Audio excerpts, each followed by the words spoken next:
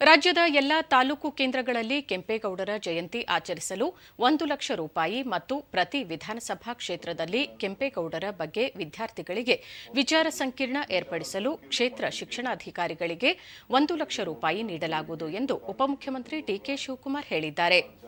ಕೆಂಪೇಗೌಡರ ಜಯಂತಿ ಆಚರಣೆ ಸಂಬಂಧ ವಿಧಾನಸೌಧದಲ್ಲಿ ಏರ್ಪಡಿಸಿದ್ದ ಪೂರ್ವಭಾವಿ ಸಭೆಯ ಬಳಿಕ ಅವರು ಶಾಲಾ ಮಕ್ಕಳಿಗೆ ಕೆಂಪೇಗೌಡರ ಕುರಿತು ಚರ್ಚಾ ಸ್ಪರ್ಧೆ ಏರ್ಪಡಿಸಲಾಗುವುದು. ಸಾಂಸ್ಕೃತಿಕ ಕಾರ್ಯಕ್ರಮಗಳಿಗೆ 20,000 ರೂಪಾಯಿ ಮತ್ತು ತಾಲೂಕು ಕೇಂದ್ರಗಳಿಗೆ 20,000 ರೂಪಾಯಿಯ ಜೊತೆಗೆ ಹೆಚ್ಚುವರಿಯಾಗಿ 1 ಲಕ್ಷ ರೂಪಾಯಿ ನೀಡಲಾಗುವುದು. ಜಿಲ್ಲಾ ಕೇಂದ್ರಗಳಿಗೆ 50,000 ರೂಪಾಯಿ ನೀಡಲಾಗುತ್ತಿದ್ದು, ಇದನ್ನು ಹೆಚ್ಚು ಮಾಡಲು ಚಿಂತನೆ ನಡೆಸಲಾಗುವುದು ಎಂದು ತಿಳಿಸಿದರು.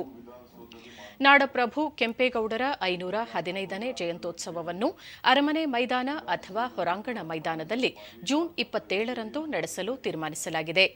ಹುಲಿಯೂರು ದುರ್ಗ, ಮಾಗಡಿ, ಆವತಿ ಸೇರಿದಂತೆ ಬೆಂಗಳೂರಿನ ಎಲ್ಲಾ ದಿಕ್ಕುಗಳಿಂದ ಪ್ರತಿ ವರ್ಷದಂತೆ ಗೋಪುರ ಮತ್ತು ಜ್ಯೋತಿಗಳ ಮೆರವಣಿಗೆ ನಡೆಯುತ್ತದೆ ಎಂದರು.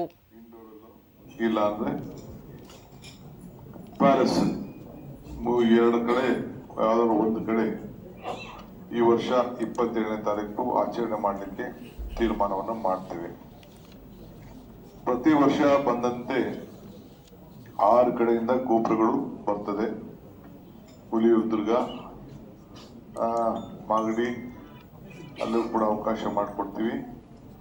ಜೊತೆಗೆ ಆವತಿ ಮತ್ತು ಬೆಂಗಳೂರಿನ ಎಲ್ಲ ಕಡೆಯ ಗೋಪುರಗಳಿಂದ ಜ್ಯೋತಿಗಳನ್ನ ತೆಗೆದುಕೊಂಡ ಒಂದು ಕಾರ್ಯಕ್ರಮ ಕೂಡ ನಾವು ಇಟ್ಕೊಂಡಿದ್ದೇವೆ.